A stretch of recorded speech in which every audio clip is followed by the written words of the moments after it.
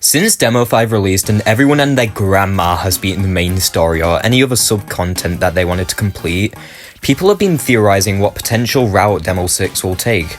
But what I've been thinking is what potential cards could be in Demo 6. So for today's video, I'm going to be talking about potential card concepts submitted by both people in my Discord server and myself. Discord will be in the pinned comment. For this video, I'll be going off of 3 different factors: how balanced is the card, how unique it is in combat, and how fitting it is for the concept of Demo 6. So without further ado, let's get into the card concepts. I'll be discussing 9 cards in this video, starting off with the Vacuum Cleaner, submitted by myself. This card is part of the other category that in the overworld would suck up cobwebs and would be able to pick up movable objects like pots and paintings to get to higher places, kinda like a stepping stool. In battle, this card would grab a random object off of the screen, flinging it to the enemy you targeted quickly for 2 damage with Defense Pierce. There are multiple objects you can grab with different effects. I'll be displaying these on the screen. And this move costs 4 SP to use. Not only is this card pretty good, it also makes sense for it to be in Demo 6. Considering, like Demo 3, I think Demo 6 is going to take the more spooky and cryptic route. So I think a Vacuum Cleaner is a good fit to clean up cobwebs or dirty objects.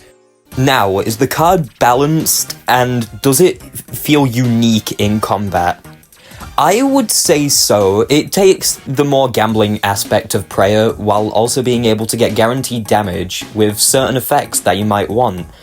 And in terms of balancing, I'd say it's pretty balanced considering that you might not always get the one that you want. Plus, charge doesn't necessarily matter for when you get a staircase thrown at you because it's only a 10% chance. So I'd give the vacuum a balanced, honestly. I think it's pretty balanced. Okay, next card up we have is Power Cure, submitted by Glitchy Axe. What Power Cure does is that when you are in the danger zone in your health bar, your cure will heal 20% more than it usually does. This only applies when you're in danger. Now, does this card fit for Demo 6? I would say so. Once again, if it's taking the more Demo 3 route with it being more spooky, I think having a card that focuses on your health being drained or like making you seem scared to where you would want to heal is kind of good. I really like it, honestly. Now, is it a great card in terms of balancing or strength? I don't know, honestly. I think 20% is a little bit low, maybe. It's just, I think it's, like, useful in some situations, but, like, it's useless in so many other ones to where it's not applicable anywhere. So I'd probably say it's a little bit weak. It doesn't stand out as much as anything else. It's a good card, don't get me wrong. It'd be good in healer decks. It just doesn't feel like something that I would personally use ever.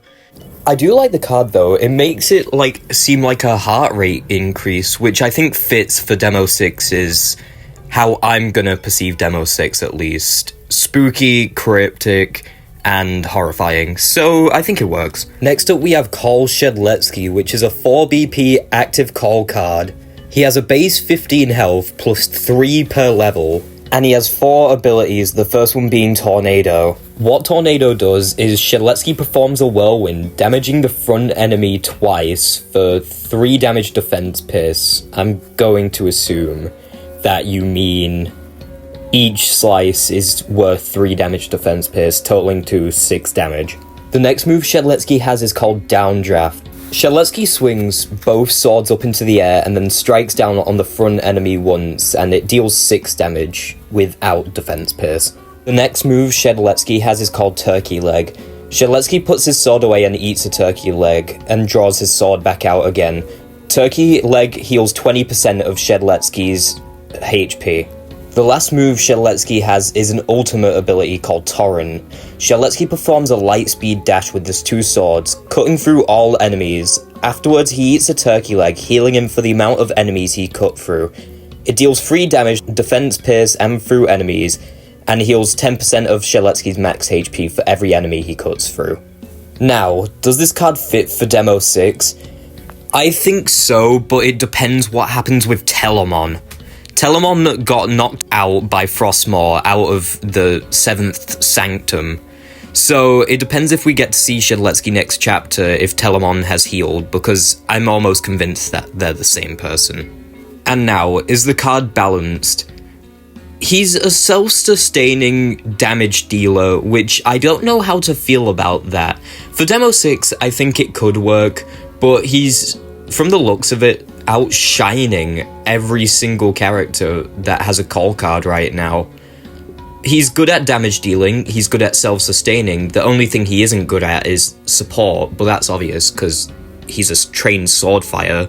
He's not like a medic or anything. So, I think the card could just use a little bit more tweaks and some nerfs, and I think he's good to go. It's just, I think for Demo 6, if the game is gonna start getting harder to where they need to buff some things, then I think it works. If the game gets harder, sure. Oh, and this card was made by Lucas. Forgot to mention that. The next card I'm going to be talking about is called Toxyball, submitted by Glitchy Axe. What Toxyball does is it's a 2 BP passive card that whenever your ball pops, it inflicts level 2 poison and level 2 attack down for 2 turns on the enemy that your ball popped on. That's it. And it's a really simple card, but it gets the job done, in my opinion. It's really good. It's also a really nice alternative to Cannonball. So my thoughts on this card are, does it fit for Demo 6? Kind of, not really though. I could see it being in Demo 6 just because we need a couple more ball cards that make ball more useful or like versatile. But I don't think it necessarily fits the vibe I'm thinking for Demo 6. It's still a really good card though, and in terms of its balancing, I think it's pretty balanced. Next up we've got Transparency, submitted by Alien Thing, and it's another ball card. What this card does is it inflicts the ghost effect onto certain enemies. No, not Dodgy, the ghost effect. A new effect that makes it so that enemies sometimes have a chance to miss their attacks when attacking you. But this card does have downsides, being that whenever you attack an enemy, there's a 20% chance that you also miss. This effect lasts for 3 turns, plus 1 each copy, and each copy will lower the chance of you missing your attack on an enemy by 5%. So, realistically, you can go down to 10% chance to miss an enemy because there's a maximum of 3 copies. Once again, if Demo 6 takes the route of Demo 3, I think this card could fit, ghostly and stuff. But is it balanced? Yeah, I'd say it's balanced. I mean, it gives enemies a chance to miss you, but you also have a chance to miss the enemies, which I think is quite fair, and plus it endorses using multiple copies, so then you have less of a chance to miss, and this positively benefits the ball, so I think it works. The next card we have up is called Medusa, and it's a rocket card made by Spaghetti Code. So what this card does is it costs 1 BP and 3 SP, and it will turn the enemy into stone depending on their proc chance for 2 turns. What stone does is it skips the enemy's turn, but makes it so that when you attack them, you do 2/3 rounded down damage to them, so you're dealing less damage overall because they're encased in stone. And the enemies can't receive any status effects or HP ups in the time, so if they're healing, they cannot gain any heals. This card is honestly really cool, but do I see it fitting for Demo 6? Kind of. I saw one of those ARG videos, and it was about Demo 6, and it made me think that Medusa could work, but for the route that I'm thinking, I don't know if Medusa necessarily fits the role that I think it could go for. It's still a really cool rocket card, and I think it's balanced, considering that it's not like Snowballs where it just freezes and you can attack freely with no downsides.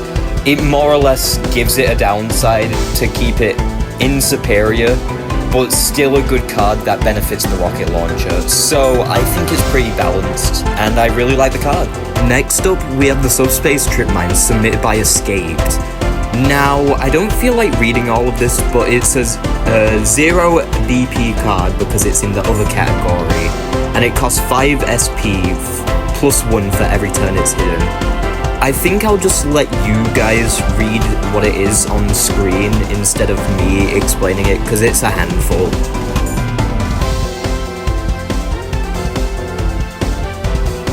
Now, I really like this card because it gives tanks and supports a way to deal damage, well, solid and reliable damage, and being able to heal it back up instantly. But does this fit for Demo 6? I could see it fitting, but I don't think it's necessarily the most fitting that I've seen during this video. But I think it's a good card, and I really like the concept behind it. It's pretty well balanced as well, in my opinion. So yeah, good card. Nice job. The next card that we have is called Overload, and it was made by Null Venom. Overload is a free BP card that when killing an enemy with more damage than you're meant to, that damage will be turned into an attack buff for your next attack, with a maximum cap of 5. This card is really simple, but it's really good for its price. Could I see it being in Demo 6? Probably not as much as the other ones, just like the Subspace Trip Mine, but I think there's a possibility of it, considering that we're going into Area 51, I think? So, and we're working with Dr. Sophie, so I think it's entirely possible that we could get an Overload card for that reason. And is the card balanced? Yes, it is. For the BP price, it's worth what it gives. The last card I'm going to be talking about is Dodgeball, which is also made by Null Venom. It applies daze for 3 turns, and when the enemy is under these conditions, your guarding window against that enemy will be 30% larger. This card is also stackable. For every copy that you equip, it's plus 2 SP, but plus 2 more turns under the effect. And this card costs 1 BP and 3 SP to equip. Now, does this card fit for Demo 6? No, I don't think it necessarily fits. I could see it being in the chapter though, just because of the lack of ball cards, which is why I included it in this video. And in terms of balancing, under the effect of daze, I would lower it to 20% guarding window increase rather than 30%, because it feels too strong to lower or increase the guarding window that you have by that much. I would even go to 10%, because it just feels really strong. Okay, well, that's the end of the video, and if you couldn't tell from the birthday hat, it is my birthday, so I am uploading this on my birthday. Yay! And someone actually made me fan art for my birthday, so I'll be displaying it at the end of the video, which is now. But thank you for watching, and I hope you enjoyed the card concepts that I believe will be in Demo 6. They don't necessarily have to be, but they're what I believe will be in the game in Demo 6, or most of them. Anyway, have a good day, and I'll see you later. Goodbye!